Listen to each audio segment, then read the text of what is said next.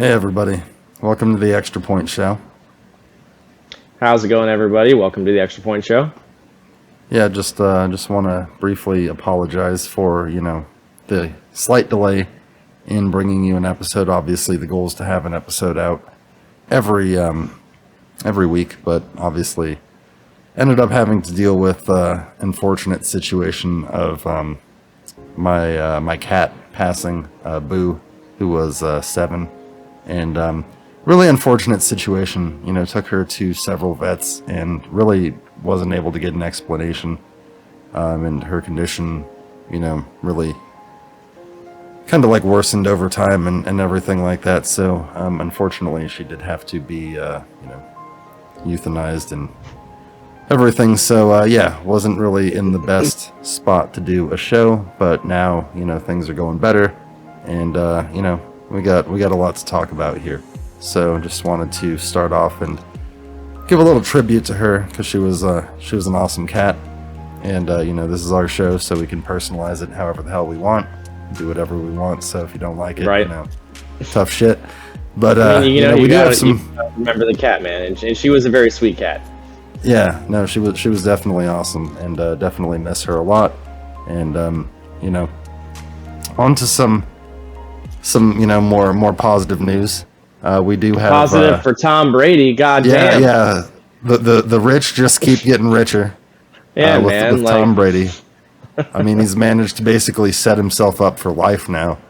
I saw something that said. I mean, I'd make the argument he was already set up for life, but even more so. Have to. But he signed a 10-year, $375 million contract once he does retire to be the lead analyst on Fox. So, if he retires at the end of this season, or whether that be a couple more seasons down the road, he does have that position locked down. I would only assume maybe one more, maybe 2 seasons at the absolute most, but I feel like he's only got one more in him. Yeah, I mean, I could see him playing like 2 more seasons, probably at the most, but really more than that would be. It'd be amazing if he did. I kind of hope he does, just because it would be cool to see such an old guy play for that long. I mean, but at the same time, it eventually gets to a point where all right, it's time for the new to come in, and Tom, you've had your number of wins. It's go ahead, just retire. Kyle Trask is never going to get an opportunity in Tampa. He's never going to get to play. The rookie as long as Tom's there last year. yeah. But I mean, that's. I saw something that said that by the time he like what he's earned in his career has been I want to say just slightly over 300 million. So he'll actually earn more on this contract than he earned in his entire playing career. Of course, we know he's married to Giselle. I was going to say that. I was going to definitely mention that. I was like, God, the amount of money she has. But I mean, this is me. This is like a no-brainer kind of thing. I mean, Tom Brady. It's we always say he's kind of like the conductor of he's almost like a coach in his own right. He's the quarterback, but he's also like a coach. So somebody like him who has been as good as he has the ability, the understanding of the game he has, under Bill Belichick. It seems like a no-brainer to give him, a deal like that. And I would say it's already proven that he could do this because he's done plenty of media things in the past, and I would expect it will go very well. Tons of commercials. The guy's on TV. He's been in movies. He's been on TV shows. I remember he was in an episode of Entourage once. But when he talks about football, he seems like he's at his most natural, and he does know a lot about football. So yeah. And I think it's a good move for them to do that. I mean, it's a lot of money, but it's going to bring them a lot of people are going to want to watch. It's going to help just Fox because for sure. Yeah, I mean, they're it's a one thing to get Tony Romo, but this is Tom Brady. This is Tom Brady. Yeah, exactly. Revolutionary here. And he'll be calling games with play-by-play announcer Kevin Burkhardt is who he'll be calling the games with. And like we said, nobody knows exactly when he's going to retire, but this would be his age 46 season. So, if he plays beyond that, he'd be, looking at 47 and up. But, I mean, obviously not showing any signs of wearing down. I mean, he was just 45, and he led the league in passing yards with 53, 16. 43 touchdowns and 12 picks. So no noticeable decline in sight. And I mean, that is true in his throwing ability and his ability to make plays. But I imagine, as you get older, I mean, everyone realizes this as the years go on. You feel more shit in your body. Things get harder. Right. You get pain. And he's played football for his entire adult life, just about. And it's just amazing to me that someone like that, I mean, can still play that well. I mean, after all the hits he's taken, all the time, he's not missed a lot of games. He's not like he's been out injured a lot. He's played that entire time. Just doesn't make, he's a freak of nature, man. He's superhuman. No, I mean, when you look at him, I don't think there will ever be another Tom Brady, and it's pretty cool that he's playing in our lifetime, so that we. Yeah. So that's the argument that I've always made to the people that don't like, Tom Brady's like, that's fine, but just at least realize the situation for what it is, and like realize the greatness, because it's like what he's doing will probably never be done in the history of the game. I think it took a lot of people just like myself to get to understand that and to finally just realize and accept it. Like, all right, the man is great. But I know for most of his career, for at least the first 10 years, most people, even unless you're a New England fan, they hated Tom Brady. Nowadays, I think enough time has passed. He's done enough. It's like, well, all right, the man is clearly a great football player. You know what's crazy? Tom's only played the Niners 3 times. I saw that. He's set to play him this year, so this will be the 4th time he's ever, and he's 2-1 against us. But so like this will be the 4th time. You know who beat Tom Brady last year? Yeah, Heineke. Washington. And Heineke. They did. Yeah, that was amazing. I still can't believe I got to see that in person. Holy shit. Yeah, that was really cool. We have that episode up with all those pictures. So that was cool. That was a solid. That was a good time. Except for the Chase Young injury that happened in that game. Yeah, you had to mention that and bring it down. Yeah, but he's doing great, dude. He's attacking the rehab. He's looking great. Yeah, so he seems like he should be good, but those injuries, man. And Bosa came back from an ACL and had 16 sacks. So it's like let's hope Chase Young does the same thing. I'm sure he went to the same doctor. They're Ohio State, Ohio State teammates. So probably put in a good word for him. Yeah. But one last thing we'll mention on Tom Brady is he's actually got a chance in, shockingly, just his 3rd season, which just shows how good he's been. And I mean, he's had 2 seasons where he's thrown over 40 touchdown passes there. But with 39 more touchdown passes, he could become the all-time franchise leader in touchdown passes for the Bucs in just 3 years. Wow. So with 39 more, he would pass Jameis Winston as the all-time Bucs leader. That's just kind of sad for the Bucs. Yeah. I mean, the Bucs have had a lot of instability at the position, so definitely, Tom Brady's been a godsend for him. And Tom Brady put out this tweet, said excited, but a lot of unfinished business on the field with the Buccaneers. Once again, let's fucking go. That seems to be #LFG. Let's fucking go. Yeah. So we'll transition from that into probably the other most notable quarterback news of the week. So maybe getting a step closer is Colin Kaepernick as he had a workout on Wednesday with the Raiders. Early reports. He still remains unsigned, but early reports are that the workout went well. He worked out in front of Raiders coaches and scouts. And although Josh McDaniels, the Raiders head coach, declined to comment, and we'll get into some of what he said in a second, Rappaport reported that initial buzz was that Kaepernick looked good in the workout. So whether this leads to him signing a contract remains to be seen, but it's at least the next step. Yeah, so, it's a lot more than he's gotten in. It's way absolutely. More than the first organized workout. This is the first time a team's brought him into their building since 2017 when Seattle brought him in. Yeah, and they didn't end up signing him, but there's been teams that have talked to him before. He's of course thrown in. He's had a couple different throwing sessions, in front of the league, and then most recently at the Michigan spring game. So. This is definitely the furthest he's gotten so far. Obviously, as we've mentioned several times, he hasn't played since the end of the 2016 season. Right. So. It's surprising, the turnaround for him, because, the Raiders owner, Mark Davis, previously was stated saying he deserves every chance in the world to become a quarterback in the NFL. I stand by it. If our coaches and general manager want to bring him in or want him to be the quarterback on this team, I welcome it with open arms. And I mean, that's a big turnaround from at least what most of the NFL or the entire NFL has treated him like for the last several years. To have at least even one team, make a statement like that about him, that bodes well for his future. I would say at least as maybe landing a backup job somewhere. And you have to give it to the Raiders, because the Raiders are an organization that, for a long time have made a commitment to equality. I mean, after Madden stepped down as the head coach, the Raiders appointed Tom Flores as head coach, who was like one of the first minority head coaches as a Hispanic head coach.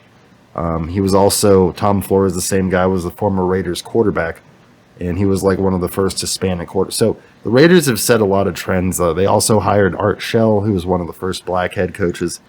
They've had women in their front office staff before a lot of places. So the Raiders have kind of, shown that they're not afraid to make diverse moves. And obviously Kaepernick, with all of his social justice work, a lot of teams probably don't want to approach that, but I imagine also a part of it is that with the whole Jon Gruden situation and the bad press that they've had, maybe they're thinking in order to make. I'm just speculating, obviously, to curse in favor of some kind. It's like, oh well, let's bring in Kaepernick. We're open-minded. We had Jon Gruden. No, he made us look bad, so now we're going to do that. I mean, I hope that's not the case. Hopefully, they actually want to see what he can do and give him an opportunity to have a job. I mean, there's no reason that he should. If he's able to do it, there's no reason that he shouldn't be allowed to play.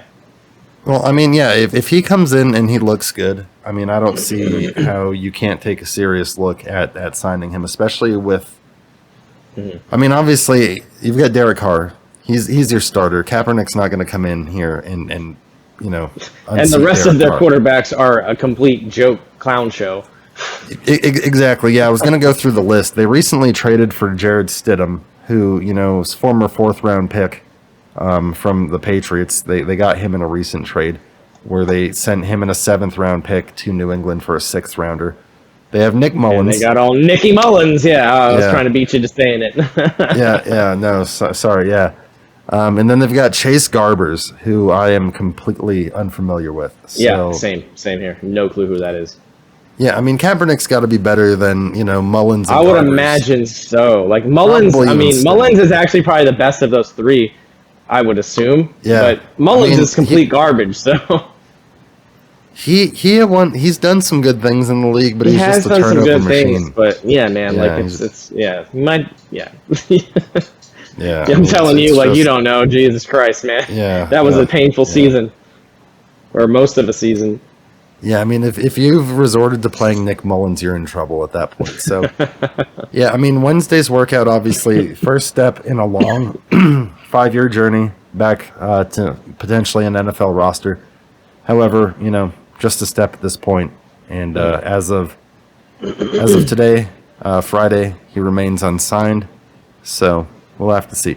I mean, I think this is significant, though, because bringing him in takes like we said on the other, or I think like I said on the other show, like nobody wants to be the first one to bring him in. And now that the Raiders have, I think, maybe now it's like if you've got a quarterback that gets injured, maybe you kick the tires on him. Maybe it's something to look at. I think also with enough time, maybe they're realizing what happened with him in the first place really wasn't exactly right. He shouldn't have been out of the league, based on what happened. So, and the way that the league has kind of changed their stances in the last few years on things like that. That's probably why, Roger Goodell is saying he would encourage, any team in the league to sign the quarterback. So the league does a lot of social justice work now. So exactly. That's been significant. So I would imagine if they're going to go that route, and that's what they're doing, which is great, and that's what Kaepernick was big on. Like, there's for them not to be okay or allow him to at least have the opportunity to play would just be completely hypocritical. Right. So at this point, you would think, if he's trying to play, they want to keep up, with what they're trying to promote nowadays and actually be genuine about it, then, they need to give him a chance to play. And if his ability is there, then he should be able to play if a team wants to sign him. Absolutely. And then just the last thing, like I said, briefly mentioned it before, but just what McDaniels, the new head coach, and listen to this quote. And tell me if this doesn't sound like the most Belichick shit ever. And I mean, you got to keep in mind that McDaniels spent the last forever under Belichick as his offensive coordinator in New England. But this is what McDaniels said when asked by the media about signing Kaepernick in the workout. So, just by standard procedure, we will only talk about the people that are on our team. Dave Ziegler and his staff have worked out tons of guys this spring. We really don't make comments about the evaluations that we've made or what they look like, what they didn't look like. They're kind of private for us to look at things and try to make decisions to make the team better. If there's an opportunity to improve the team, we've said it from day one that we would look at every opportunity. And then when asked further about the workout, he said that he's not the first player that we've looked at, and he's not the last one. There's going to be a lot of people that are going to come in and out of this building. The evaluations that we make are private for us, and if we make a decision to add someone to the team, then we'll do it. Like that wishy-washy, and it's like, oh, if we're going to do it, we're going to do it. If we like the guy, we're going to do it. If we don't, we don't. Yeah. It's like, there's no real answer there. Very unclear. Very, very secretive. But yeah, it's definitely... remains to be seen if they end up signing him. But, I hope he gets signed somewhere. If he can still play, man, I really hope he gets signed somewhere. He gets a chance somewhere. I think that he's got to be better than, Nathan Peterman, some backup. He's got to be better than, numerous people in this. God, look at the Raiders' goddamn quarterback room behind Derek Carr. It is just goddamn shit show. That is the worst quarterback room I've literally ever heard in my life. I don't know who Chase Garber even is. Yeah. Stidham we haven't seen enough of to really. I don't even know. Yeah, I don't even know Stidham either. I've heard his name, but I don't know who he is or much about him either. He was at one point they thought that he might be the heir apparent to Brady in New England, and obviously that wasn't the case. But well, there's been lots of hype about players that doesn't pan out. Yeah. But as far as his career numbers, he completed, just under 60% of his passes for, almost a little over 1,200 yards, 72 touchdowns, 30 picks, ran for 2,300 yards and 13 rushing touchdowns during his career. So it's definitely an explosive player when he was in the league. We'll see if he gets his running ability is what gave him that X factor, because his passing ability, as you can see by the numbers, isn't particularly amazing. But it's also not bad. 72 touchdowns to 30 interceptions is not terrible. That's pretty damn good. Yeah. It's not great, but it's not bad. You know what I mean? So, but the fact that he ran for that many yards, for 13 touchdowns, that adds a lot. That was definitely what made him an X factor for sure. Yeah.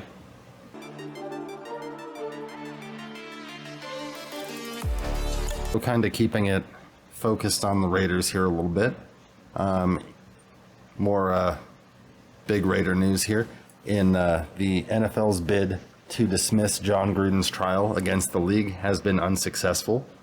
So the suit where Jon Gruden is accusing the league of malicious and orchestrated campaign to force him to resign last October, including the leaking of offensive emails he wrote. A Nevada judge has ruled against the league on two key issues in the legal battle, pitting the coach who departed the Raiders with more than 6 seasons remaining on his insane 10-year, $100 million contract. Of course, that suit is against NFL Commissioner Roger Goodell. Attorneys for both sides declined to comment following a 90-minute hearing, although Gruden emerged from the courtroom declaring "Go Raiders," and he told reporters as he walked to an elevator that he hoped his case against the league and Goodell would play out.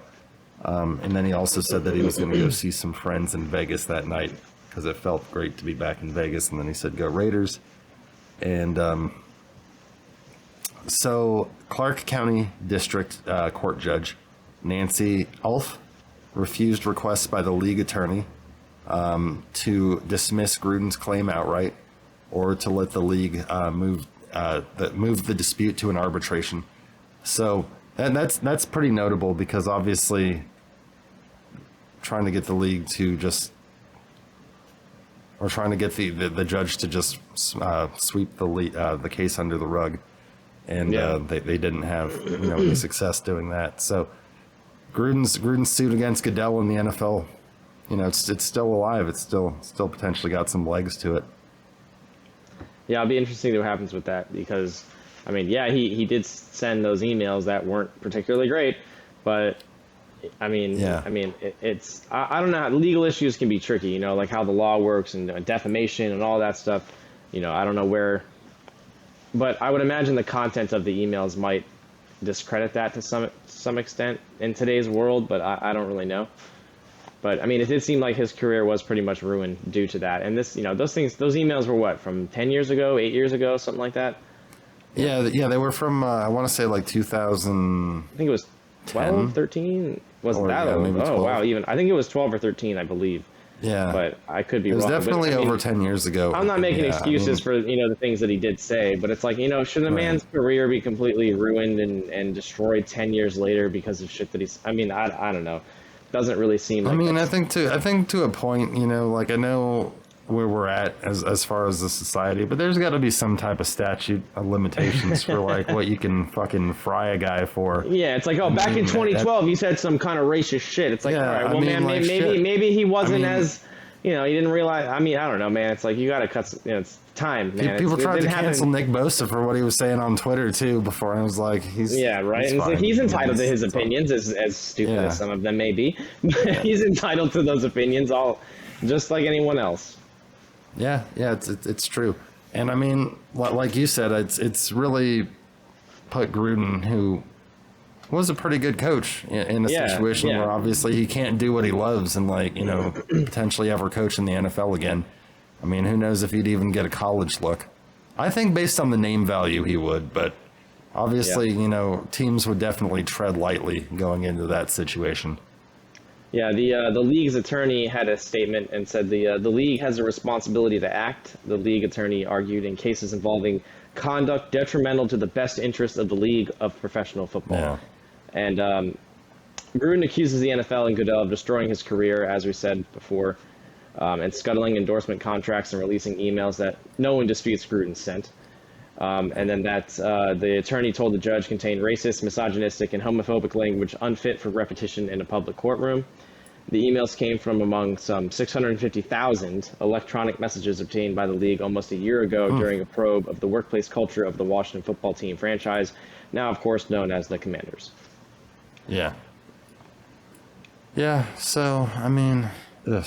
Yeah, I mean, like, no one's excusing, like, the things he said weren't wrong and like were bad and like, that's fine. But like, I don't know, man. And when it's so much time has passed, middle of 2021, you're gonna fire somebody for something that happened 9 years ago. It's like I don't really think. I'm not saying there shouldn't be disciplinary actions, but it's like, hey, man, this was bad. Like, there may be some, the public opinion can roast him. Fine. Like, but like, you gotta fire the man just because of something 9 years ago, and like, I don't know. It just seems a little. His gritty attitude is kind of what makes him the perfect Raiders coach. Right, exactly. Like he was fun to watch in a way. Like he was. It's just, I don't know. Maybe he was kind of an ass. Maybe he was a little bit of a racist asshole. Like whatever. That's the character. That's the character that is Jon Gruden. Yeah, it's like, I don't know if you should just necessarily be. I mean, I doubt he was that racist to people. Like in their face on the team. I don't know, man. Like it just. Yeah, I mean, like none of that shit's right, but like. He had to have been at least decent enough, in public around people. He sent some fucking several former Raiders players have come out though and defended them, and they're I know, right? Exactly. Like Jon Gruden isn't racist at all. Yeah, so it's like I would trust the guys that played for him. Agreed. All agreed. Right, they it's like, he sent some shit in a private email to somebody, and maybe he said some jokes that weren't the most tasteful. Somebody that potentially pissed him off with the league office, who like Jon Gruden hates the league office. Every coach hates the league office. Like, if you could get into Bill Belichick's emails and see what he's probably said about Goodell, like, my God. What has Kyle said about Goodell? What's Ron said about Goodell? I don't know. Who I bet likes Goodell is Dan Snyder. Because that motherfucker is the only reason that he's kept him afloat. He's kept him as an owner. Kept him afloat. That's what I'm saying. Yeah, he's probably the only one. He's like, what you need, Roger? What you need, buddy? Anything you need. Oh, you want Tanya to take over? Okay, that's fine. Tanya will take over as long as I'm still owner. And that's probably why, he didn't take any flack on the emails. It all, Gruden was the fall man.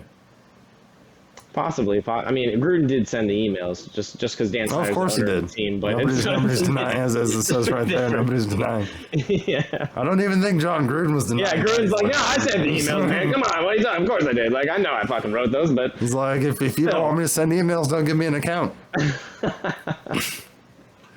Yeah. As far as some recent NFL rules that were approved. The NFL and the NFL Players Association recently agreed upon new rules for the 2022 season, notably pertaining to injured reserve and players having to miss a minimum of 4 games before they can return. So that was reported on Wednesday evening. Previously, players were eligible to return after 3 games, as you remember last year. If they were placed on injured reserve, they could come back after missing 3 games. Now that will be changed to 4. Okay. Another notable change is in when it comes to injured reserve. Yeah, okay. So teams will now have 8 players permitted to return from IR during the season to the 53-man active roster or the practice squad. This is a new addition as well. A player can return from IR a maximum of twice per year. Before, you could bring them back once, but if they got hurt again, yeah, they'd be done. You know, you couldn't put them back on IR and then bring them back again. So I mean, these seem now like you can bring them back twice. Fair enough rule changes. I mean, nothing major, but I mean, it seems like you know. And the other thing too is if you bring them back twice, the same player, obviously that counts towards 2 of your 8. Yeah, I would assume which makes sense. That's definitely fair. Most notably, this is the more notable one that I think here is relevant. As far as the practice squads go, practice squads have now been ramped up from the previous 14 players to 16 players. So that's relevant. I mean, you can keep 2 extra players. That's huge for a guy like we were just talking about Kaepernick. If you want to bring him in and maybe keep him as a practice squad guy, I mean, you can file a guy away like that on your practice squad, you know, if you like him, but you know, maybe not enough to keep him on the roster. So, right. I mean, that's 2 more guys every NFL roster can hold. So that's you know, yeah, I think that's another good rule change, I would say. Yeah, and then teams can now elevate individual players from the practice squad to the game day roster a maximum of 3 times per season, rather than 2, which was the case before. Before, if you brought a guy back, you know, for multiple games, and then you wanted to bring him back for a 3rd game, you'd have to either elevate him on a full term basis or put him back on the practice squad. So those are just some, you know, quick rule changes we wanted to just briefly cover as far as, you know, rosters and injured reserve goes, and just some roster moves here that we want to get into quickly. We knew that the Giants wouldn't be able to keep James Bradberry, and they didn't. They did end up finally releasing him after they couldn't find a trade partner. So with the recent rookie draft class, the Giants were projected to be about $7 million above the cap, and Bradberry was carrying a almost $22 million cap number into 2022. So in terms of you know, financial sense, it just didn't make any.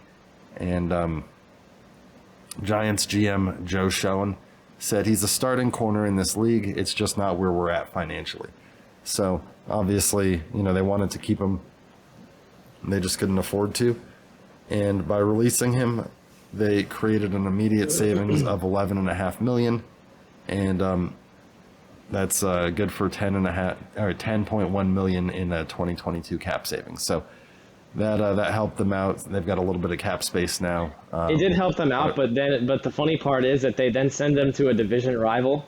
Yeah, yeah. Well, they didn't send him because they didn't know where he would sign. But you're right. But yes, the fact that he ended up with the Eagles on a 1-year, $10 million deal. Yeah, I mean, that may potentially bite them in the ass when they. Like, God damn it, New York, stop! Don't bolster the Eagles up. All right, they're already looking good enough as it is. Like, God damn it.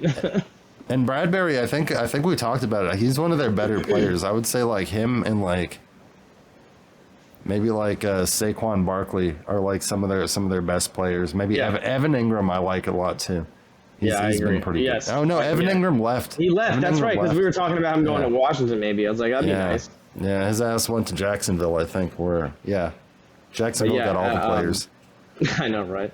After starting his career with the Panthers, Bradbury, and playing there 4 seasons, he spent the last 2 years in New York, making the Pro Bowl in 2020. He'll be paired up with 4-time Pro Bowler Darius Slay and Philly's improved secondary. Great. Yeah. Yeah, exactly. So Washington improves their receiver room, but Philly improves their secondary. So it's like, of course. That's how it goes. That's the way it goes. We have former Rams Patriots running back Sony Michel signs with the Dolphins. Yep. The Dolphins continue with one of the best off seasons in franchise history by adding the former Patriots first-round pick. Michel has been a part of the 2-year Super Bowl winning squads in his 4-year career. First winning Super Bowl. The one in 2018. All right, I was like, I don't know which one number that is, but yeah, the 2018 one, Patriot. I was trying to figure out what that Roman numeral meant. I was like, fuck Roman numerals. I have no fucking clue. But in which he scored the game's only touchdown to give New England a fourth quarter lead and winning again with Los Angeles in 2021. Yeah, what's funny is he won the Super Bowl with the Patriots 13-3 over the Rams, and then he went and won a Super Bowl with the Rams 3 seasons later. Right. Against the Bengals, of course. But yeah, I mean, those poor Bengals, the Dolphins are firing up the old PlayStation, the old Sony PlayStation. So running it back with that. But yeah, upon hiring offensive-minded coach Mike McDaniel away from the Niners, Dolphins have made a series of moves to bolster their offense this offseason. Most notably with the trade for Tyreek Hill for 5 picks. I always forget that happened. Every time that's mentioned, I always forget. And I'm always like, oh my God, that's right. He's not on Kansas City anymore. He's on the Dolphins. Kansas City has Juju now. He's the top dog there. Yeah, that's crazy. That's one of those moves that blows your mind when you hear it every time. You're like, damn. Yeah. So they also got Cedric Wilson from the Cowboys, another receiver. They added running backs Chase Edmonds and Raheem Mostert. So they already had 2 good running backs, and then they go and add Sony Michel. So running back went from being a position of weakness last year when they had like Myles Gaskin and like Salvon Ahmed. Remember, I had him on my fantasy team a position of strength, and Patrick terrible. Laird and a bunch of just unheard of guys. So definitely improving. They also have Mike Gesicki and Jalen Waddle there as well. So Miami definitely, loading up and made a move on the defensive side of the ball as well. We mentioned previously that he visited with the Dolphins, but Melvin Ingram did in fact sign. And he did in fact sign with the Dolphins on a 1-year, $5 million contract, which was reported by Rappaport. He spent parts of last season with Kansas City, with Pittsburgh before being traded to Kansas City for a 6th round pick. And he's a multiple-time Pro Bowler. He's had a couple seasons where he's had 10.5 sacks.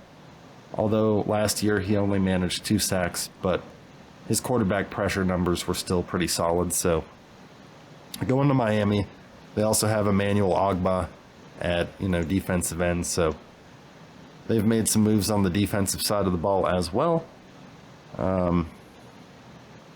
Also, Houston making a couple moves we'll just talk on real quick because Houston's been signing a lot of just miscellaneous players here and there throughout the offseason. They signed 2 former Buffalo Bills linemen, although both, long-time veterans. Jerry Hughes, a 13-year veteran who is 33, has 58 career sacks. He's been with Buffalo since 2013. And check this out. This guy's only missed, since 2013, 1 game in the NFL since then. That is impressive as hell. So he's played old. 16 or 17, however many fucking games it is. Every damn 16 game. Yeah, exactly. Yeah. 16 games a year, 17 last year. Oh, it was only 1 year. Missed 1 since then. That's right. Wow. That is, what position did you say? So he's reliable as hell. What position? I mean, he's a defensive end. Wow, and only missed one game. Damn. Yeah, it's on the defensive line. And then they also signed another Buffalo defensive end in Mario Addison, who's coming off a 7-sack season for Buffalo. Of course, their last game for Buffalo being the shootout with Kansas City in the playoffs, the most exciting game of the year. That game was insane. Mahomes versus Allen. That was and he's a 12-year veteran, is Mario Addison, and he's 34 years old. So getting a couple of veteran linemen for Lovie Smith's defense. But, Houston getting some veteran presence to that locker room. Jarvis Landry is the newest or the latest player heading home after Tyrann Mathieu returned, home to Louisiana a couple weeks ago. We reported on that. Jarvis Landry is doing the same, signing a 1-year incentive-based deal with the Saints. His contract is definitely broken down to where he gets, like $500,000 bonuses if he tops 55 catches, if he tops 65 catches, if he plays an X amount of games. We'll put it up on the screen. I've got the numbers there. But yeah, he made a name for himself at LSU alongside Odell Beckham. They were college teammates. And now he returns home to the Saints, where he will play alongside Michael Thomas and new rookie Chris Olave. And they're expected to be the outside receivers, but Landry can excel as a slot receiver, and he's expected to probably play as the third receiver in the slot. He spent the last 4 years in Cleveland, had his worst season there, catching only 52 passes for 520 yards and 2 touchdowns, although he did miss 5 games with various injuries. So yeah, the Saints getting Chris Olave. Yeah, exactly. I mean, they've got pretty good receivers, so I mean, really, and then they've got Alvin Kamara too. So I mean, that offense I think is going to come down to a lot of how Jameis plays, and he played well last year when he was in there. So it remains to be seen. As long as he doesn't have another 31-31 season, maybe they'll do okay. Yeah. I mean, he that's what it was, right? 31 touchdowns and 31 picks. Is that correct? I think that's what it was. I think it was, it was something like that. Yeah, 31 or 30-31, something like that. It was pretty close. No, I think it was the same amount of touchdowns to picks. It was literally the same exact number. I can look it up. You should look it up, but I'm pretty sure it was 31-31. Like, I mean, shit, even if it was 30-31, same basic thing.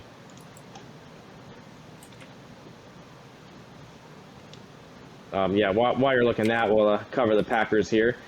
They agreed to terms with cornerback Jair Alexander on a 4-year, $84 million extension.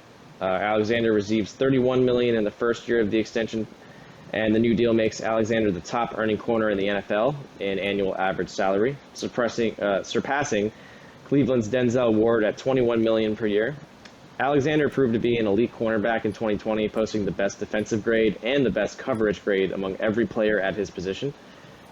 He wasn't able to replicate the success in 2021, however, suffering an injury that limited him to 4 regular season games.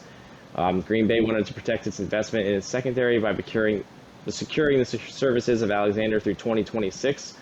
It's a well-earned extension for the former first-round pick. And, maybe he had one down season, but after, assuming he heals up from his injuries, I think he's going to, perform well for them. Yeah, he's a great corner. I mean, I think that they made a good investment in him. I mean, he's probably their top defensive player. I mean, obviously Aaron's their best offensive player. He's their best defensive player. So good to get both of them locked down for the next several seasons. And yeah, he's now making more annually than like Jalen Ramsey or Denzel Ward. So obviously all these corners are trying to one-up each other, just like any of these position groups. They're trying to be the highest paid guy for, like the wide receiver battle, Debo, Terry, that thing going on. Same kind of deal. Yeah, that whole mess. Whole mess going on still, unfortunately. Yeah. But yeah, so it was just to mention it was 33 touchdowns, 30 picks. 33 touchdowns, 30 picks. Okay. Yeah, so he did throw slightly more touchdowns. Well, good for him. That's good. Yeah, good for you, Jameis. And as far as the Browns go, there was speculation that they might bring him back, and they officially have. Jadeveon Clowney one of the best names in the NFL, coming back to the Browns on a 1-year, $11 million deal. He wanted to be back in Cleveland. Apparently, he turned down $14 and $50 million annually for other squads to return to the Browns because he likes what they're doing there. And I mean, getting the team up as a defensive end pairing with Myles Garrett, you could see why. I mean, they were insane together. I mean, let me give you some numbers here. So, on his own, for Clowney, he had 9 sacks, which is a career high, 37 tackles, 11 for a loss, and 2 forced fumbles in 14 games. So he missed 3 games, but still mostly healthy. Still a fantastic season, though. Yeah. And then by the end of the season, him and Myles Garrett combined for 25 sacks, which by math that would mean Garrett got 16. 28 tackles for a loss and 4 forced fumbles. Obviously, yeah. Yeah. So, and then Myles Garrett got his first defensive touchdown.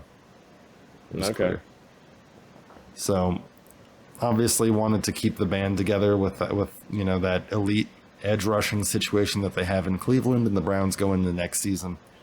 Mm-hmm. Feeling good about their edge rusher position. They also drafted a couple guys, so obviously I'm guessing while they develop for a year, they're going to bring in Jadeveon for $11 million, keep him around for 1 more year, let these young guys develop, and then probably send him on his way next year.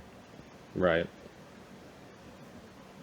And we'll just keep it on the Browns here for a second because there's been some recent news on Browns quarterback Deshaun Watson. He is set to meet with the NFL officials this week in Texas.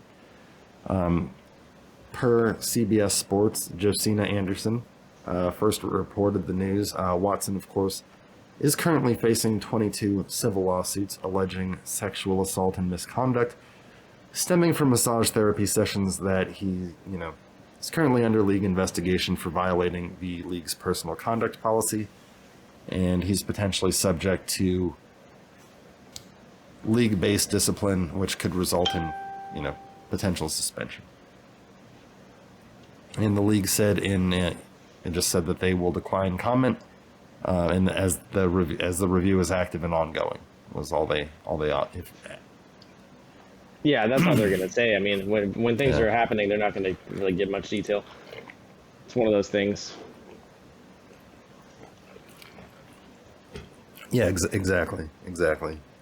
So, yeah, they had a super vague comment, we will decline comment as the review is active and outgoing. Geez, that's super generic. The league always has these super generic open. Yeah, that's how it usually goes. Just like a lot of coaches, statements. They're just like, we like the guy, we'll take it. We don't like the guy, we're not going to take him. Oh, well, thanks, fucking Captain Obvious. Like, that's really helpful. Yeah. Yeah.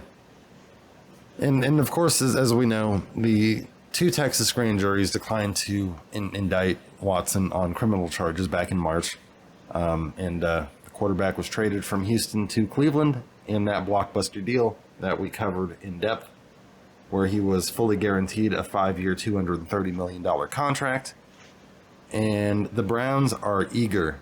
Kevin Stefanski is eager to find out what's going on, obviously, with a starting quarterback. He wants to know if he's going to have any discipline, if he's going to be without him for, 4 or 6, however many games. Right. So Watson at this point has been with the Browns during their off-season workouts. Last weekend, I guess he took some teammates down to the Bahamas and was chilling down there, living his best life down in the Bahamas, probably getting massages down there. Jesus.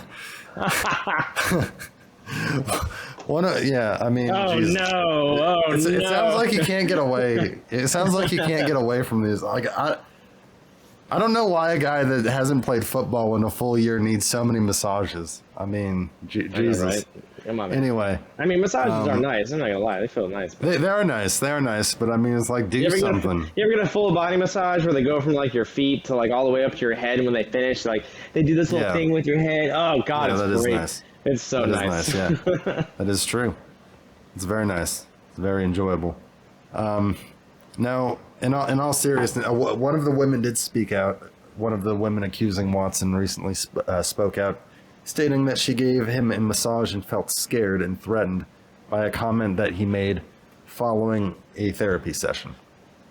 So this interview aired on HBO's Real Sports with Brian Gumbel, and Ashley Solis, who is one of the 22 women who's suing Watson over these allegations, provided graphic details of the encounter with a 3-time Pro Bowler. And then she said at the end of the massage, Watson told her, and I quote, "I know you have a career to protect, and I know you don't want anyone messing with it, just like I don't want anyone messing with mine." And then Solis was asked by the reporter, Soledad O'Brien, why Watson's message frightened her. And she said, because it sounded like a threat to me. So, I mean, that definitely does sound like a, you know, a little bit of a threat there, I mean, maybe. Slightly. I mean, I would take it as like, you have a career, I have a career. Like, let's just, let's not. But although if he actually did some wrongdoing and did some shit, then, I mean, but that's the question there, is whether or not, something happened or not. And that, without knowing that definitively, it's hard to make a judgment. Yeah, and then they got another girl, another one of them on this interview, Kyla Hayes, and she provided details as well. And they went into these details. We're not going to get into any of that, but Watson, of course, has maintained his innocence throughout all this. And he's not denying that he's had sex with these women, although he's saying that it was all consensual. And I guess like one of the attorneys like asked, they're like, oh well, if he was going there strictly for massages, why didn't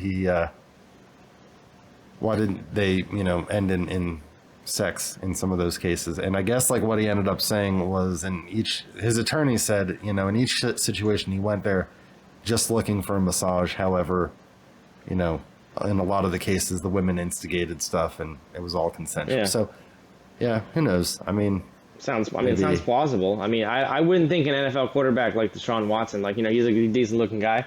He probably doesn't need to go, forcing massage therapists to like touch his dick. I would assume. Not, yeah. So, like, I mean, maybe, then again, there's Ben Roethlisberger who did some, which is pretty much known he did. Although Ben Roethlisberger is kind of a gross ass looking dude, so I mean, it may be a little more reason there. Yeah. But it's one of those things when you're, it's an NFL quarterback. It's like, well, why would they go about doing something like that? That would literally destroy themselves in their career when they don't need to. Like, it just doesn't make sense. So, I mean, right. It just. Yeah, it's one of those things, I mean, it's like you're not going to know, I guess, are these women just looking after money? Did he really do anything wrong?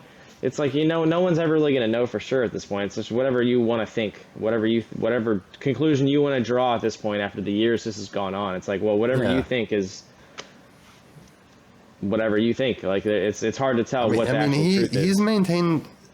And I mean, he's openly said that he doesn't intend to settle out of court, which sounds like somebody sounds like he would be innocent then. If you're not going to settle, I mean, it means he probably didn't do it. Exactly.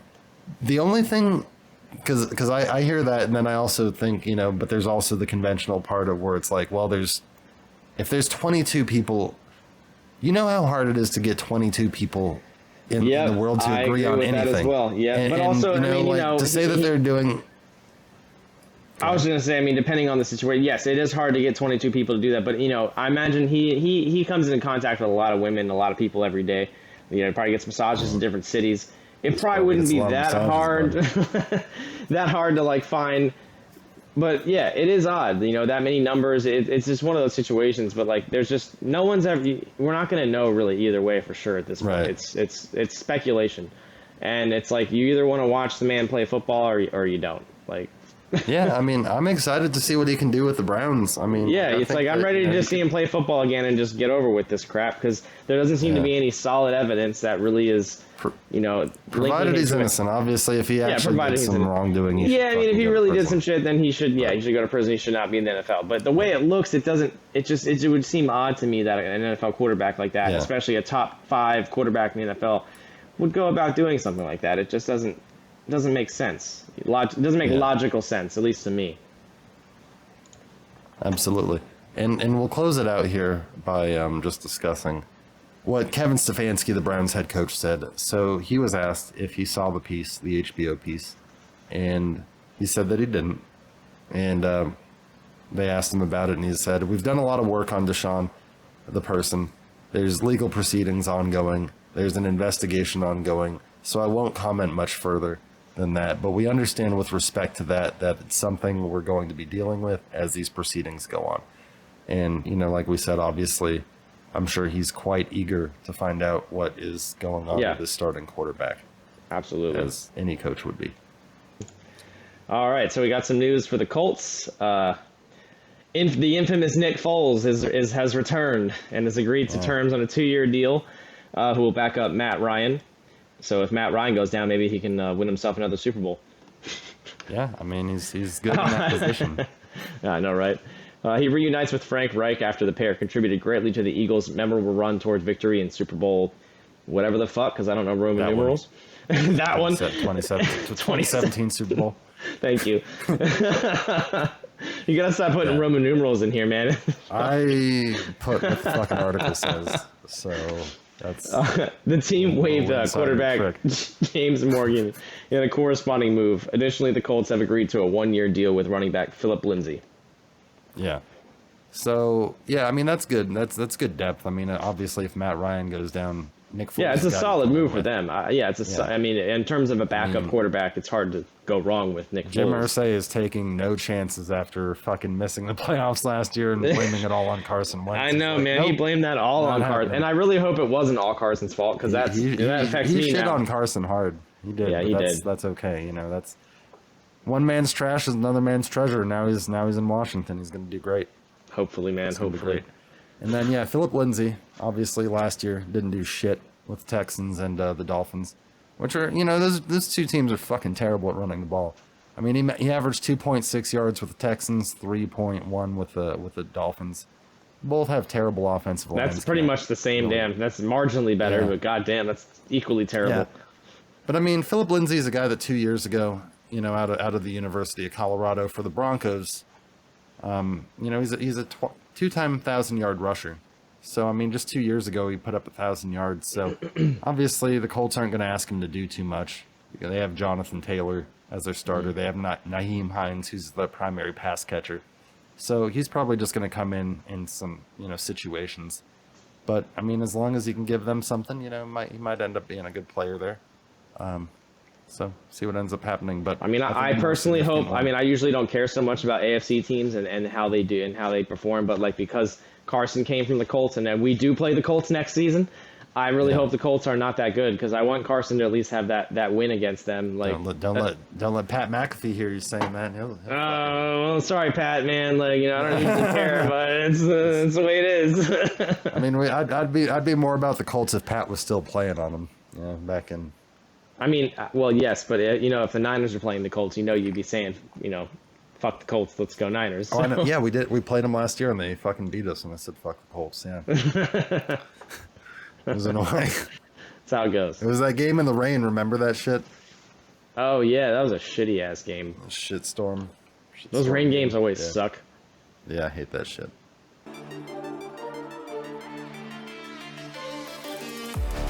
Everybody, welcome to this week's Commanders Countdown.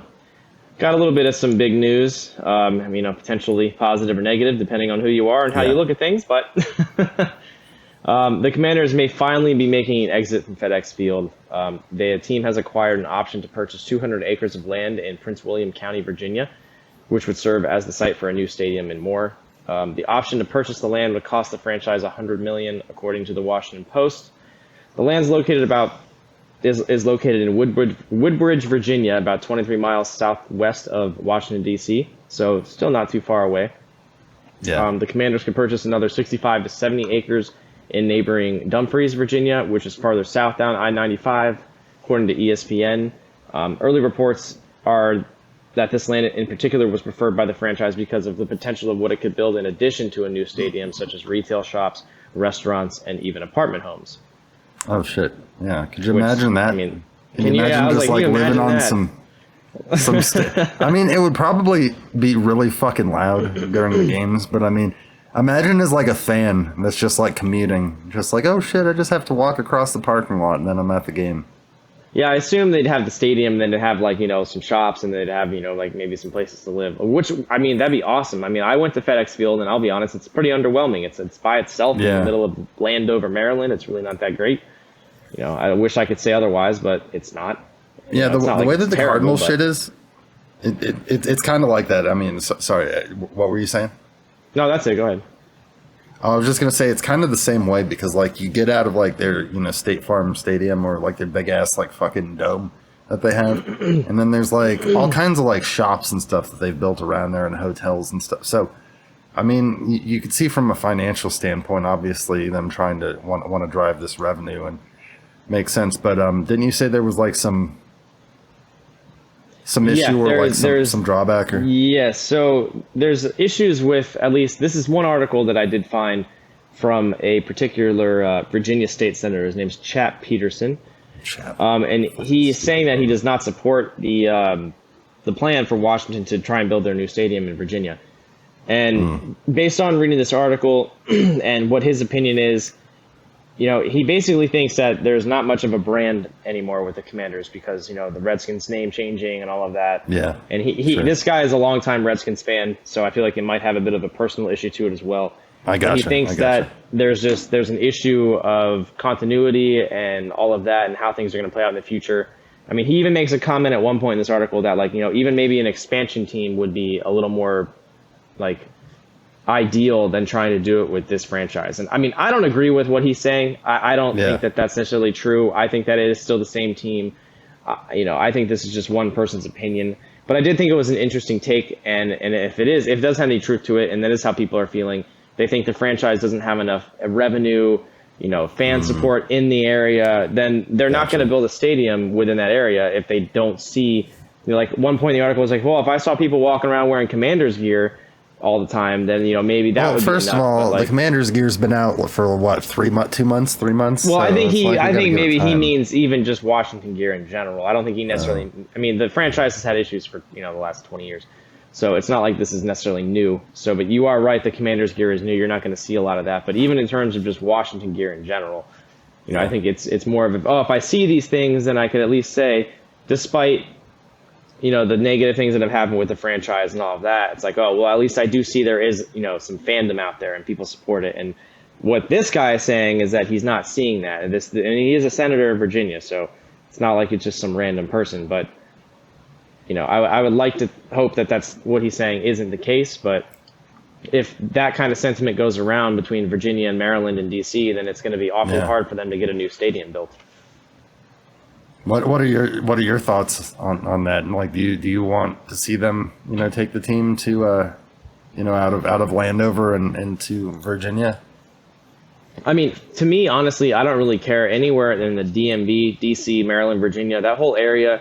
It's not the same state, but like it kind of feels like it. It's the same general area. So like, but that kind of shit, it's not unheard of. I mean, everybody knows, it's common knowledge. Like it's already the Washington Commanders, which the DC team, but they're in Landover, dude. They're not even in DC. They're already in Maryland, and Maryland has a team. So it's not like this is if they went to Virginia, it's not like this would be a new thing. There'd literally be no difference other than, okay, it's now 15, 20 miles down I-95 a little more, but just a little bit of a further commute, but but it's still in the DMV. It's still the same area. In Baltimore also, especially from where the new stadium, the area would be. Baltimore is even farther from that, so it would be more of like a team for Virginia, parts of Maryland, DC, and that side of things. Up towards Baltimore and higher Maryland area and Pennsylvania. Then that would be more for them, but. I think them going down a ways from DC, like at least where this proposed site would actually make sense because Baltimore is up the other way. So you would rather probably be a little more away from Baltimore if you have to pick something in that area than right next to Baltimore. All right. But I mean, I frankly don't care where a new stadium is. If it's in Virginia, Maryland, DC, I don't care. Like as long as it's in a decent area and they can actually make it a good stadium, and like they're talking about building these retail shops and restaurants and all that, that'd be awesome. Make it a nice, really cool experience to go to. Like there's all these new stadiums. We'll go ahead and put what the stadium's projected to look like up. Oh yeah, the concept picture, because it looks great. Like SoFi Stadium. Like I think that stadium's badass, and that the image that they have kind of reminds me of that in a way. Like it just looks cool. Like I don't know if you went into, but this is according to a source But the plans that they have for that concept stadium is 60,000. I know you mentioned that it was a domed stadium, so 60,000 seat domed stadium that they can use throughout the year, as well as for the team's practice facility, an amphitheater that seats between 15 and 20,000, a small indoor music arena, high-end retail shops, bars, restaurants, residential living. Roof would be translucent, and the stadium's facade change colors. It would be white during the day and, for example, burgundy at night. So that would be badass. Yeah, all of that sounds amazing. Like, these ideas, they sound great, and I hope that they can come to fruition. But when I start reading, like the article, like I was mentioning before, and that kind of sentiment, it makes you nervous. Like I'm one that I just want to say, they're the Commanders now, but they're the Redskins in history. Like they have a past, they have history. Just because they're the Commanders now doesn't mean that that's gone. But I do know there's a lot of people out there, and this senator who is a Redskins fan apparently feels the same way. It's like, oh, well, the history is gone. It's like, well, because people don't want to say it. Yeah. I don't think it's gone either. Oh, because the Redskins name has that taboo-ness to it now or whatever. But it's like, I wouldn't say the history is gone, dude. It's just teams change. Like if you go back through the team's history, like every team in the NFL has changed its name pretty much at some point. Yeah. So I think this is more of a pessimistic outlook on things. It's like, well, the history is gone. It's like, well, you know what? That's your opinion, man. You don't have to necessarily forget about, Darryl Green's still my favorite Washington player of all time, and he's going to remain. Yeah. So, I mean, at least, that's for sure. For the time being, unless maybe I find one I like better. But I mean, Terry McLaurin's getting up there. But players that stay with a team their entire career kind of go up on your list. But it's the same franchise, so I don't understand. It's like if you're not willing to continue to support the team despite the name change, it's like, well, then find a new team, I guess. Like, yeah, absolutely. And I mean, they're gonna have to figure something out soon, whether they're going to Virginia, staying in Maryland, or returning. Yeah, the current contract DC. They have expires in 2026. So exactly. Yeah, they have to figure out something for sure. Soon. Yeah. In some other news, there were some bullshit rumors that Ron Payne walked out of practice, but he actually did not. This is just. I mean, it's the off season, so I think these are kind of things that we can come to expect. There's just some stupid headlines and dumb shit that comes out. Oh, this happened. Oh my God, what do you think? Yeah. That didn't even happen. And he posted on Twitter or whatever platform it was sometime shortly after that, saying, if you guys thought I walked out of practice, what did he say? Y'all goofy or some shit like that. Yeah, I've got the tweet we always working and then he also posted pictures because he worked out. He just didn't participate in some of the drills. And that's so he was still there. Yeah. And I mean, obviously, there was the initial rumor was obviously that he walked out because he wasn't happy with his current contract situation, which obviously, that happens from time to time with these players. But yeah, I mean, he was there, he was working out, so that was just a rumor. And, everything seems fine on that front, at least currently. Yeah. Now, Terry wasn't there, but... Well, that's because of his contract issues, which as far as I've seen, they're in the works. I think after June 1st, we're going to see something probably, happen, and we'll. Yeah, I mean, once they get that Landon Collins money off the books, they might be able to do a little bit more with that. Yeah, and obviously, maybe at some point, they've even discussed bringing back Landon Collins. But yeah, I mean, obviously, if they do bring him back, they're going to get him at I would guess a much cheaper figure. And probably, work that money. A lot of these NFL GMs are NFL cap wizards, as we've mentioned before. They finagle the cap. At least for a couple seasons, you can manipulate the cap until it bites you, like it has the Saints and so many other teams. Mm-hmm. But, yeah, so obviously we can squash that rumor. Another big thing that's happening through Washington's OTAs is we've got a position change. Antonio Gandy Golden is officially moving to tight end. Oh yeah, that's right. I forgot about that. He's put on some weight, and added a little bit of lbs in the practice. He's put on some muscle, and the team's excited to see what he can do at tight end. I mean, of course, this is a guy that in 2 seasons he's appeared in 10 games. He has 1 career catch for 3 yards. His best contribution to the NFL was a 22-yard run that he had on run play that they had. So he's got 2 career NFL touches. So, it'd be good to see. I mean, obviously with Jahan Dotson now and Curtis Samuel coming back from injury, the chances of him making it as a receiver were, increasingly unlikely, because last year, as you know, he was cut and then brought back on the practice squad. So, I mean, he wasn't even like a lock on the team last year. He appeared in 4 games. He wasn't even targeted. So, yeah, I mean, we'll see if he can make a difference. Obviously, he's playing a position where they have John Bates, Logan Thomas, Sammy's Reyes, and Cole Turner. So they've got some tight ends too, but I mean, I think he's got a better chance making the roster as maybe a tight end than he would, at a more crowded position like receiver. So, it remains to be seen how that transition goes. Yep. All right, and then some other news. Washington coach Ron Rivera, who unfortunately had cancer but made a full recovery, has been selected as the 2022 George Halas Award recipient by the Professional Football Writers of America. The Halas Award is given to an NFL player, coach, or staff member who overcomes adversity to succeed. The award is named for Halas, a charter member of the Pro Football Hall of Fame, who was associated with the Chicago Bears and NFL from their inception in 1920 until his death in 1983 as an owner, manager, player, and promoter. Rivera, who has battled squamous cell carcinoma, is the 4th member of the Washington franchise to receive the honor from the PFWA, and the 2nd in as many years, joining Billy Kilmer in 1976, Pat Fisher in 1978, and Alex Smith in 2021. Alex. Yeah, hell yeah. It's pretty cool that Alex won in 2021 and then Ron won it the next year. That's pretty dope. That is cool. Washington 2 years in a row. Yeah.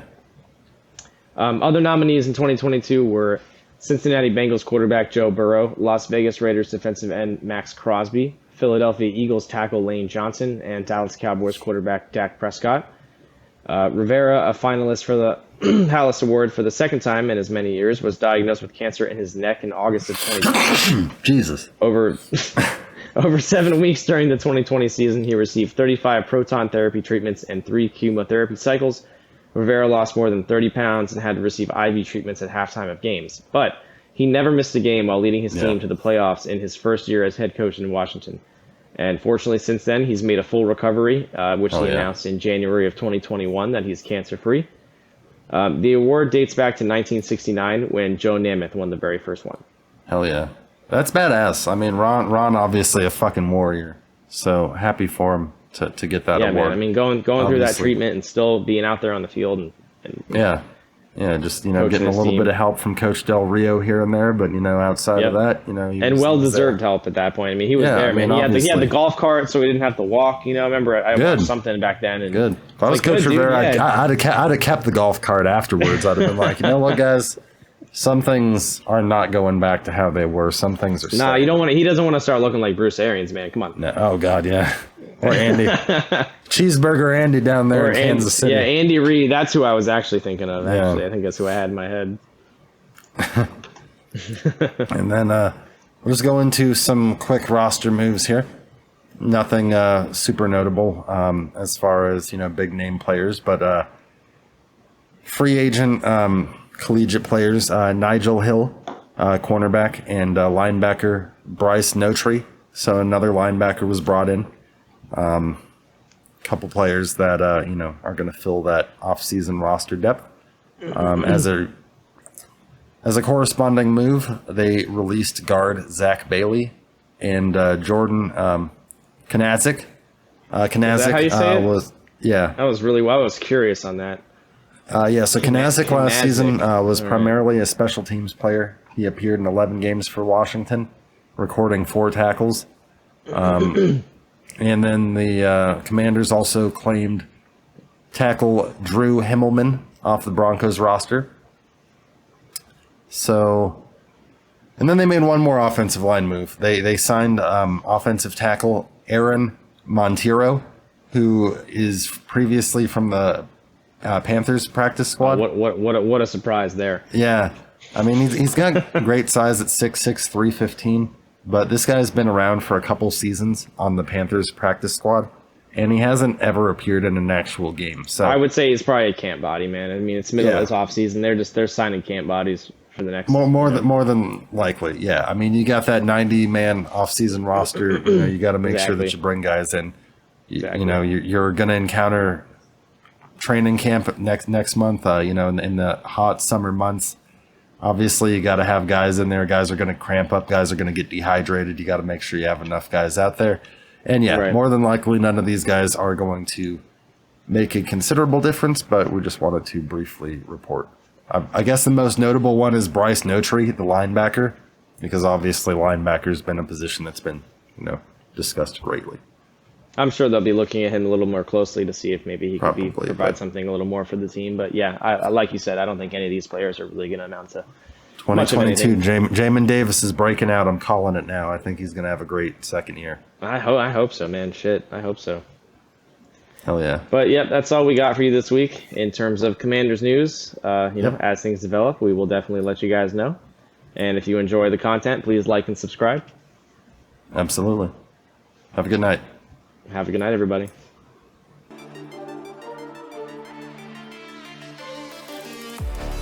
Hey, what is going on, faithful? How's it going? Hope you guys are having a great week. We're just going to go ahead and get right into it with the latest that is going on with the 49ers, probably most notably involving Jimmy Garoppolo. Of course, he's still on the Niners roster as of May 27th.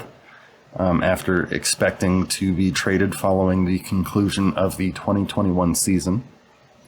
Now, in a recent interview, 49ers coach Kyle Shanahan told reporters on Tuesday that Garoppolo's off-season shoulder surgery has effectively put on hold any trade talks.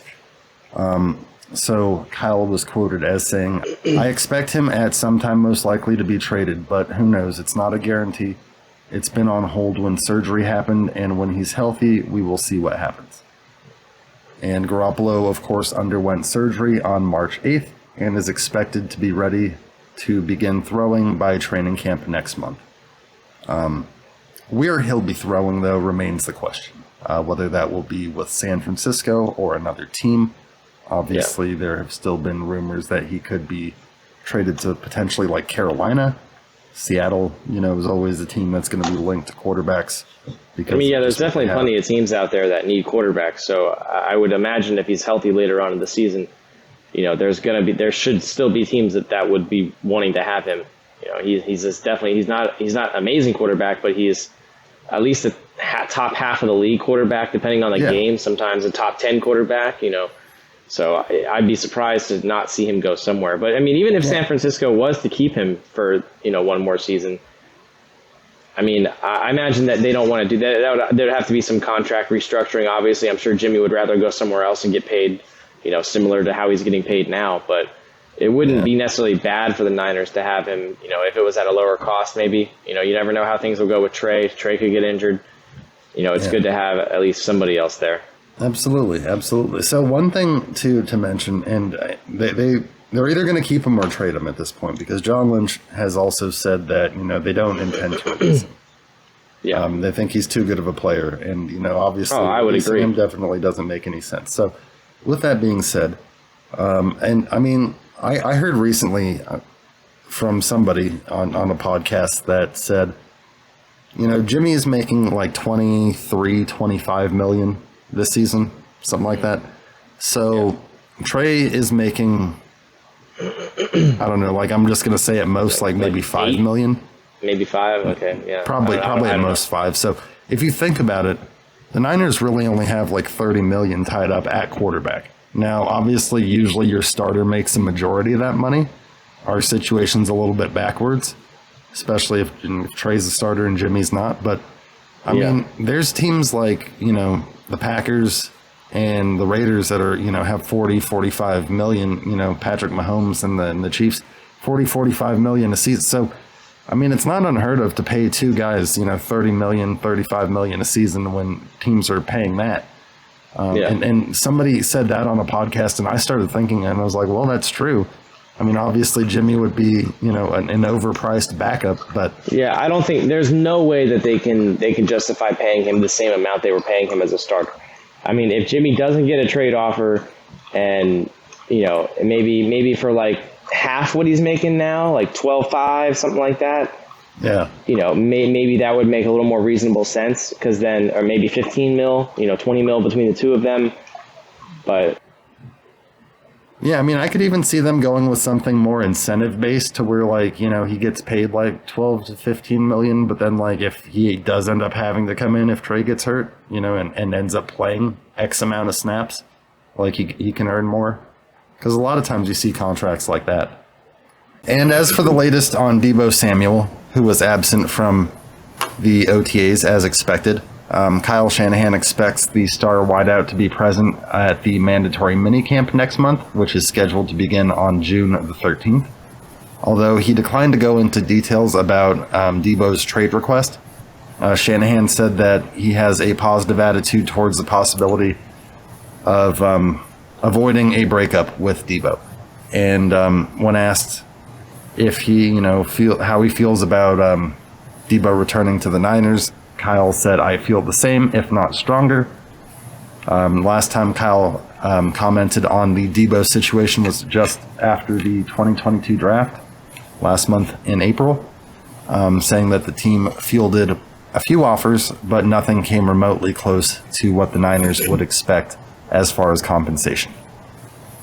So hopefully we can get that deal done. Obviously, it's like Terry's situation. Yeah, absolutely. We're just hoping to get them done. And, you know, obviously they expect Deebo to be there next month. That's June 13th. That's, you know, just a little over 2 weeks away. So hopefully we can get something done in the next 2 weeks. That would be huge. And this most recent situation, or this other situation here, involving 49ers defensive lineman Javon Kinlaw and Niners beat reporter Grant Cohn, whose dad, Lowell Cohn, was a Bay Area sports reporter for a lot of years. Possibly how he got his job, maybe not, you know. Probably. Yeah, probably.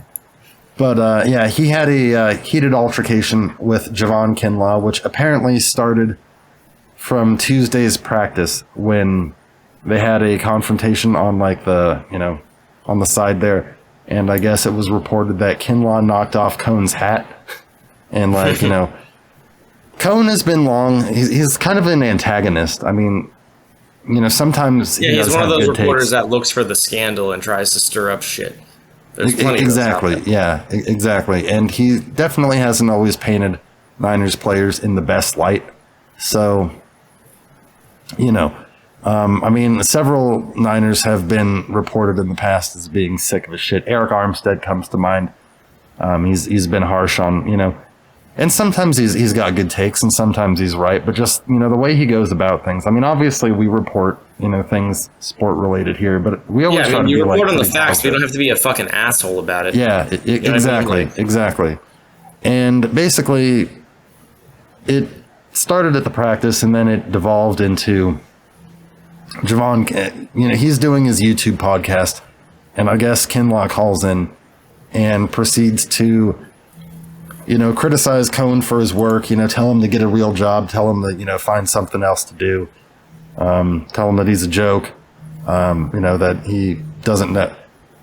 Kinlaw says numerous times, "Don't fucking play with me." Doesn't know. And really, honestly, the worst thing... if you haven't seen the video, I would say just real quick, if you have not seen the video or the clip of it, you should probably just watch it. Yeah, just watch the clip. Just watch the clip. And I will say, though, for some reason, Kinlaw is sitting there, like, eating during it, and, like, he doesn't, like, he has food in his mouth throughout, like, the entire time, which is kind of like, bro, like... I was going to mention that was not a good look. That was probably the one thing, like, I have no issue with just swallow your food, man, and then keep, you know, do your statement. But, yeah, I mean, he was right. Like, everything he said, I mean, he's right, man. Those guys... You know, they go about shit in a negative way, and it's just, you know, it's shitty. I have no issue with how he said it. Just, like, I think my favorite part was when he was like, Cohen was asking him, he's like, do you think I'm afraid of you, Javon? And I was like, obviously this guy's afraid of him. It's like, we know that. He's like, I don't know. He's like, but when I walked up on you, he's like, your body temperature dropped like 3 fucking degrees or whatever he said. He's like, your body temperature was cold as ice. And he also called him something else that was real funny. Yeah. A little dick something. You guys, if you want to see it, go feel free to watch the video, but I'm not going to say it. Abbreviation's LDN. There you go, abbreviation. Yeah, that's what we'll go with here. But very funny though, definitely worth watching. I mean, he does. I mean, I just wish he had swallowed his food before he went on the rant. But yes, it was good though. Like, yeah, absolutely. Yeah, I mean, but that was pretty solid entertainment for the week right there. And several of the Niners players came to Kinlaw's defense here. I just want to read off a couple of these tweets, and we'll put them on the screen. So, Tabes, our long snapper, Tabor Pepper. This is one of the things that he said in the video where Grant Cohn said, "No, I got to keep working." So Tabor Pepper puts "No, I got to keep working" in quotes, Cohn's quote. And then he said, "The faithful can arrange an early retirement if the fan base boycotts your low effort shit posting you call journalism." Nice. So, yeah, that was a good one. And then Debo came out of the woodwork. Debo hasn't been on social media much, but this kind of showed solidarity. He said, "Nah, for real. I had to block Grant. He do the most for real." So that's Debo for obviously get the fuck out of here. And then Eric Armstead, who, like we said, has documented issues with Cohn himself. So this is the type of lowlife we get into our building. He would rather antagonize and provoke players into hitting him so he can retire instead of doing his job of journalism. Which is true. It almost seemed like he was trying to bait Javon into doing something. Yeah. And I mean, obviously not hitting him because it was over a Zoom call or whatever, but yes, like it's same concept though. You're trying to antagonize somebody into fucking doing something where you can be like, "Oh, gotcha, motherfucker." It's like, yeah. Because it's so easy today, in this day and age. Like, it's so easy. Somebody slips up and it's recorded. It's so easy to just, ruin somebody over one issue, one thing. Yeah, exactly. And then just like the last one was Ayuk said, if you're gonna say something about someone, stand on that shit. Don't backpedal and start playing victim. So, yeah, obviously the Niners and no discipline is, being discussed for Javon Kinlaw. I've seen that some fans are like, "Oh, well, you should be disciplined for that." And I don't think so. Yeah, I don't really think so for that. I think that the only thing you need to discipline Javon Kinlaw on is a little bit of etiquette on chewing with your mouth closed. But besides that, Javon, just do your thing. That was the one thing I would say. It's like, come on, bro. Get the knee healthy, big fella. And to my understanding, he's healthy. He's been looking good out there, so Grant Cohn can fucking suck it. All right, moving on. What else we got here, bud? Fucking, I lost my place here.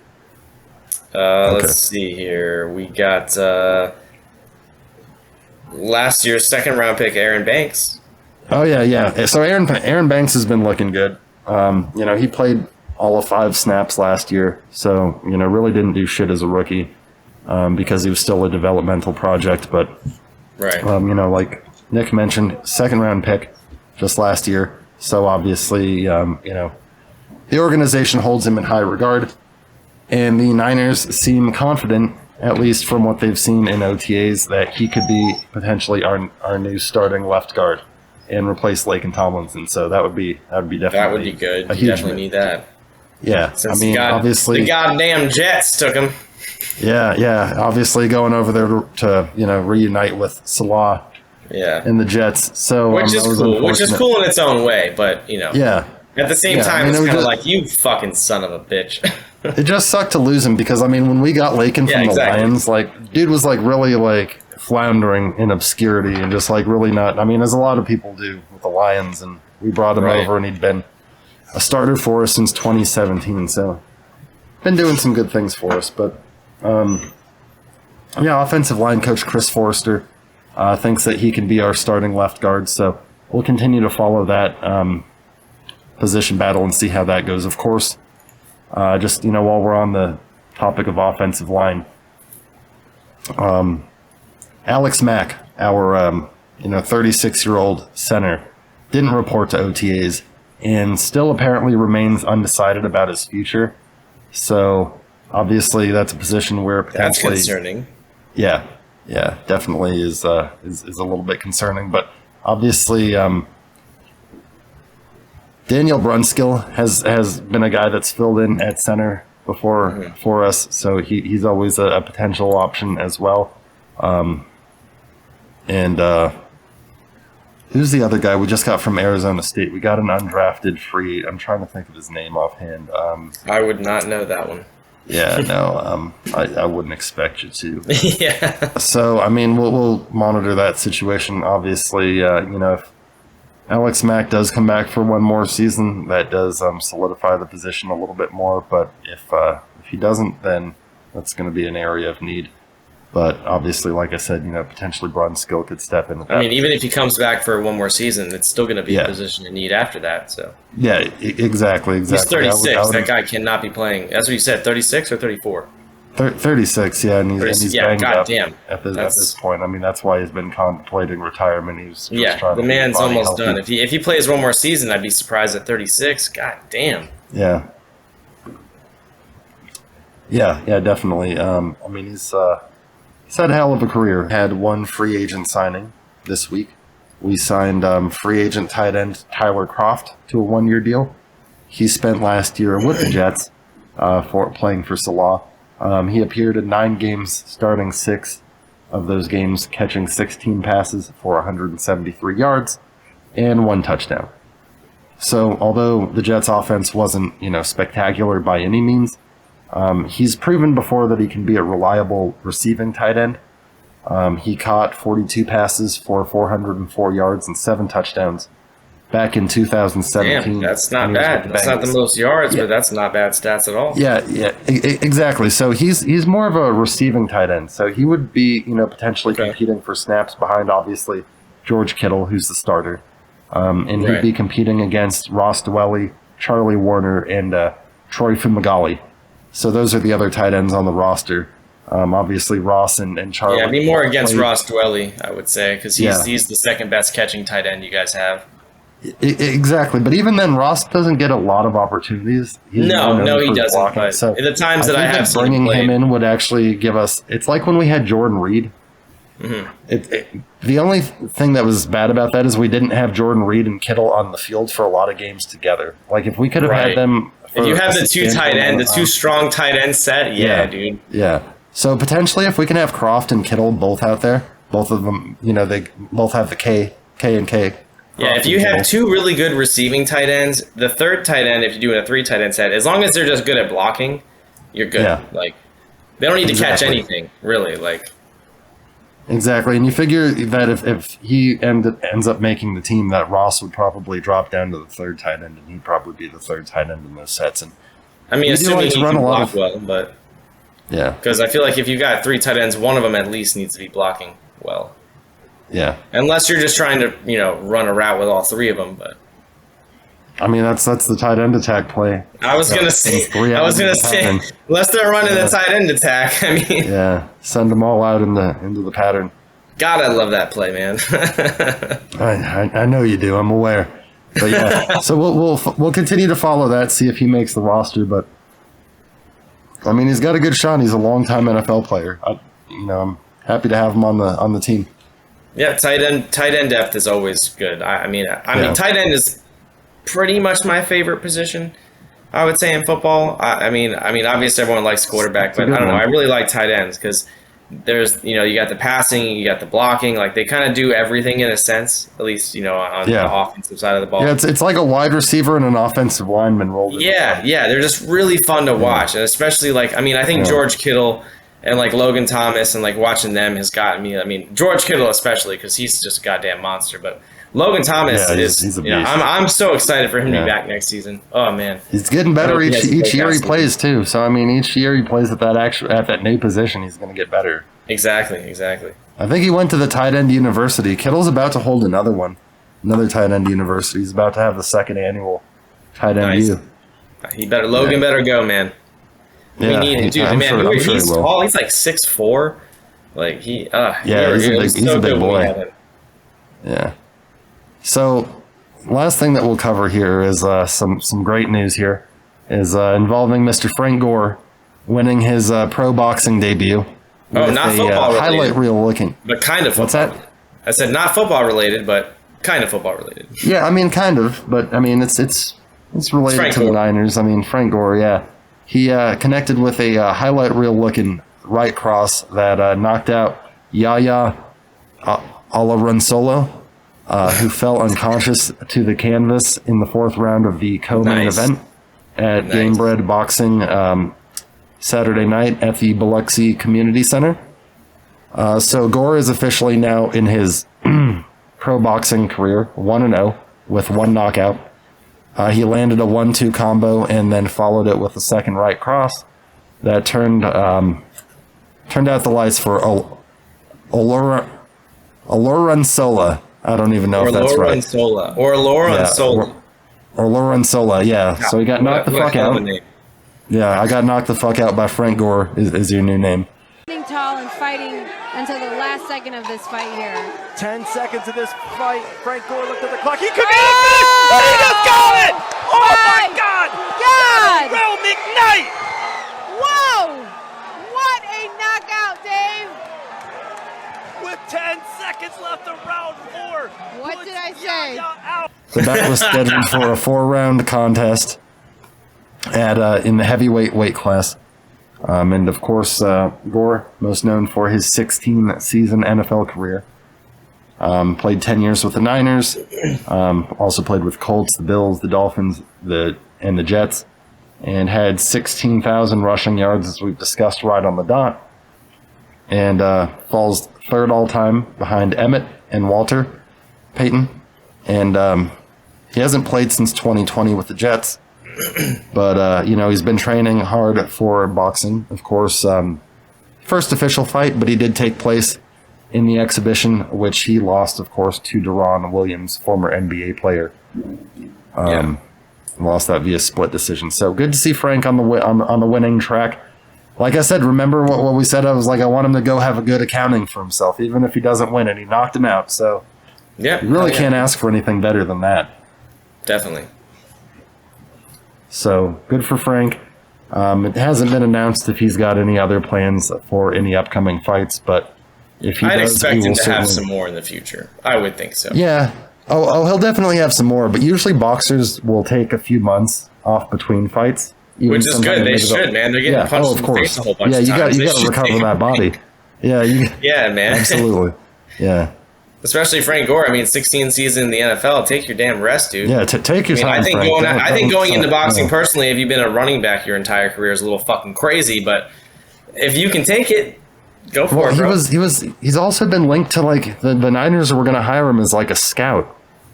So I mean that's in the works too. We were going to hire him as a scout, but for a front office job. But he's boxing people too. So Frank's got a lot of shit going on. Yes, he does. Yeah. But yeah, I mean that's really all we've got this week for you on the Niners news update. I mean we'll definitely have more for you as we go through the off-season programs. Let you know how things look. We'll let you know if Alex Mack ends up reporting at any point how the center battles look, and hopefully Aaron Banks can step up like he has been and be our new left guard because when we got him in the 2nd round, you expected big things of him. Yeah, definitely. Yep, but join us next week, everybody, and if you're not already, like and subscribe for weekly Niners content. And that's going to do it this week for the Extra Point Show. Hope you guys enjoyed the show. If you're not already, make sure that you like and subscribe and follow us on all of the social media platforms.